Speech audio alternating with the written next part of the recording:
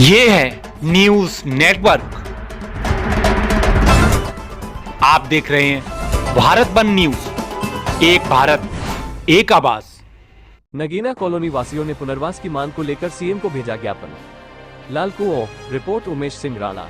Nagina colony बचाओ संघर्ष समिति के नेतृत्व में आज दर्जनों नगीना कॉलोनी वासियों ने लाल कुओं तहसील में प्रदर्शन करते हुए रेलवे द्वारा उजाड़े गए गरीबों के पुनर्वास किए जाने और अतिक्रमण हटाए जाने के दौरान अधिकारियों के द्वारा महिलाओं और समाज सेवी लोगों के साथ किए गए दुर्व्यवहार पर कार्यवाही किए जाने की मांग को लेकर मुख्यमंत्री को संबोधित ज्ञापन नायब तहसीलदार को सौंपा।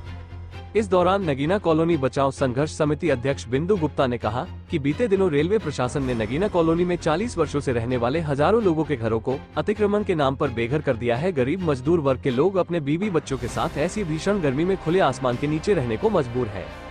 वहीं समिति सचिव अंचल पासवान ने कहा कि नगीना कॉलोनी वासियों ने मामले को लेकर हाईकोर्ट में याचिका दाखिल की थी, जिसको उच्च न्यायालय ने 17 मई को खारिज कर दिया था, लेकिन याचिकाकर्ताओं को सुप्रीम कोर्ट जाने का मौका जिला एवं रेलवे प्रशासन द्वारा नहीं दिया गया और बस्ती को उजाड़ दिया गया। बिंदु गुप्ता, अध्यक्ष नगीना कॉलोनी संघर्ष समिति। अंचल पासवान, सचिव नगीना कॉलोनी संघर्ष समिति के बैनर तले हम नगीना कॉलोनी वासी हैं और सभी लोग हम ये मांग करते हैं कि जो भी गरीब मजदूर जनता वहाँ जो रहती थी उनको पुनर्वास की व्यवस्था की जाए और तत्काल तौर पे खाने पीने की व्यवस्था की जाए। और जहाँ से ये लोग दूसरी जगह भी जा रहे हैं वहाँ पर भी ये समस्या उनके सामने आ रही है। तहसीलदार के माध्यम से मुख्यमंत्री जी से हमने मांग करी है ताकि हमें जल्द से जल्द पुनर्वास की व्यवस्था की जाए, क्योंकि हम जो गरीब जनता वहाँ नगीना कॉलोनी में रहती थी उनका इस समय कोई आशियाना नहीं है और अभी खुली छत के नीचे रहने को मजबूर है। कितने मेरा तो जन्म ही नगीना कॉलोनी में हुआ है और मेरे पिताजी आए थे नगीना कॉलोनी में। कम से कम 40 से 50 वर्ष पुरानी नगीना कॉलोनी थी, उसको प्रशासन द्वारा ध्वस्त कर दिया गया है। इस प्रशासनिक अधिकारियों का रवैया तो एकदम समझ लीजिए तानाशाही रवैया रहा है उन लोगों का। जिस तरीके से महिलाओं का संग अभद्र हाथापाई की गई है, पुरुषों द्वारा जो क्या कहते हैं पुलिस प्रशासन था उनके द्वारा खींचातानी, उनके कपड़े तक फाड़े गए हैं उन लोगों के। इस तरीके का उनका अधिकारियों का रवैया रहा है। बिल्कुल अमानवीय तरीके से बस्ती को उजाड़ा गया है। जो बचाओ संघर्ष समिति है वो अपने बैनर तले यहाँ पे पुनर्वास की मांग को लेकर, मुआवजा की मांग को लेकर और अधिकारियों ने जितना भी तानाशाही रवैया किया है और जितना बुरा बर्ताव किया है जनता के साथ, उसको लेकर के यहाँ पे तहसीलदार द्वारा मुख्यमंत्री को ज्ञापन सौंपा।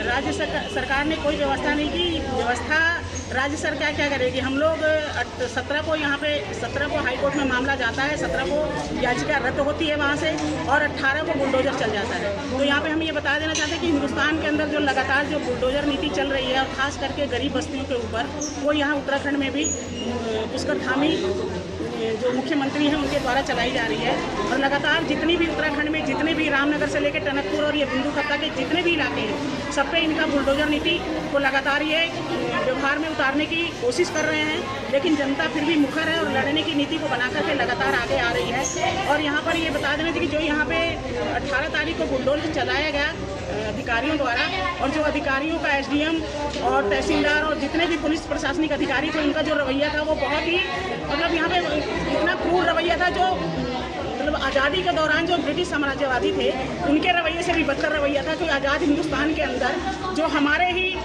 टैक्सों से पलके और जो हमारे टैक्सों से इनको तनख्वाहें जाती हैं और हमारे लिए इनको काम करना चाहिए, लेकिन इसके उल्टा विपरीत ये धन्ना सेठों और पूंजीपतियों के लिए काम करते हुए बुलडोजर चला देते हैं। और जिसमें पूरे खुले आसमान के नीचे इतनी गर्मी में यहाँ के नगीना बस्ती वाले खुले आसमान के नीचे रहने को मजबूर हैं, उनको किराए के मकान भी नहीं मिल रहे हैं और जो मजबूर हैं। और लगातार शासन प्रशासन से हम डिमांड कर रहे हैं, हम यहाँ पे ज्ञापन के दौरान और वैसे भी कि कम से कम उनके खाने की मुहैया कराई जाए, उनको रहने की व्यवस्था कराई जाए, कम से कम उनको टेंट की व्यवस्था की जाए, जो उसमें अपने इस गर्मी के मौसम में जितना तपती गर्मी है उसमें अपनी राहत की सांस ले सकें। क्योंकि बच्चे जो छोटे छोटे हैं वो लगातार परेशान हो रहे हैं, माएँ परेशान हो रही हैं, गर्भवती महिलाएँ हैं, बुजुर्ग महिलाएँ हैं, दवाओं से और सारी चीज़ों से।